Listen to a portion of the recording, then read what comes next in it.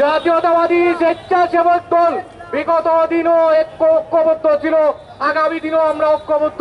যে কোনো আন্দোলন সংগ্রামে, যে কোনো ষড়যন্ত্র দেশের ষড়যন্ত্রের সাথে আমরা ঐক্যবদ্ধ।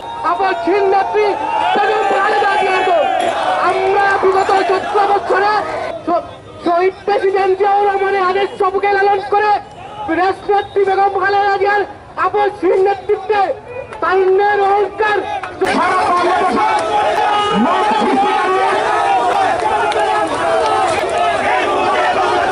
গোলা পানিতে মাছ শিকার করে পিছনের দরজা দিয়ে ক্ষমতায় আসতে চান। আজকে এই বৃষ্টিতে আমরা প্রতিবাদ সভা করতেছি তারেক রহমানের বিরুদ্ধে যে অশালীন কুরুচিপূর্ণ বক্তব্য রেখেছে তার বিরুদ্ধে আজকে যে প্রতিবাদ সভা সারা বাংলাদেশে বাংলাদেশ জাতীয়তাবাদী স্বেচ্ছাসেবক দলের উদ্যোগে সিলেট সহ বাংলাদেশের প্রতিটি শহরে জেলায় আজকে অনুষ্ঠিত হয়েছে। তারেক রহমানকে বাংলাদেশে আসতে নিষেধ করতে পারবে না। তারা এমন কোনো কিছু করবেন না যাতে জাতীয়তাবাদী স্বেচ্ছাসেবক দল এবং তার অঙ্গ সংগঠন আপনাদের বিরুদ্ধে রুখে দাঁড়াতে বাধ্য হয়।